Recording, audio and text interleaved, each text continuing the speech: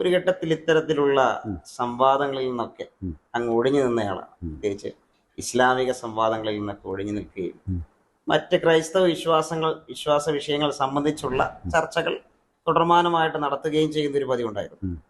ഇസ്ലാമിക സംവാദ രംഗത്തേക്ക് അങ്ങനെ കടന്നു വരുവാനും അതിൽ ശക്തിയുക്തം നിൽക്കുവാനൊക്കെ ഉണ്ടായ കാരണം എന്താണ്?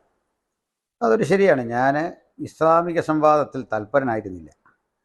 എന്നാൽ ഹൈന്ദവരുമായുള്ള സംവാദത്തിൽ താല്പര്യം ഉണ്ടായിരുന്നു. നിരീശ്വരന്മാരുമായിട്ടും താല്പര്യമുണ്ട്. ഒരു പരിധിവരെ മുസ്ലിങ്ങൾ നമ്മളെപ്പോലെ ഈ രാജ്യത്ത് മതന്യൂനപക്ഷങ്ങളാണ്. അവരും കേരളത്തിന് പുറത്തുള്ള ഒരു മുസ്ലിം സമൂഹത്തെ എടുത്താൽ ഒത്തിരി പീഡിപ്പിക്കപ്പെടുന്ന മനുഷ്യരാണ്. അതിൻ്റെ ഒട്ടേറെ രാഷ്ട്രീയ കാരണമുണ്ട്. അപ്പോൾ എൻ്റെ രാഷ്ട്രീയപരമായൊരു ഐക്യം എന്നും മുസ്ലിങ്ങൾക്കൊപ്പം ഉണ്ട്. ഒരിക്കലും സംഘപരിവാറിനൊപ്പം ഇല്ല.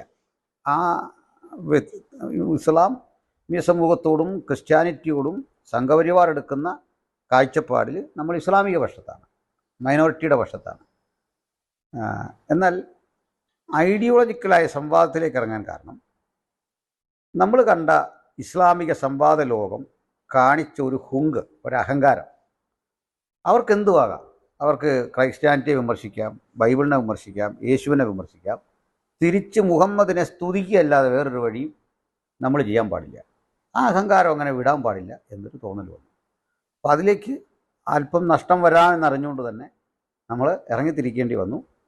അത് വലിയൊരു വിജയത്തിലേക്ക് എത്തി. ഇന്നിപ്പോൾ ഇസ്ലാമിക സംവാദ ലോകം വളരെ നിശബ്ദമാണ്.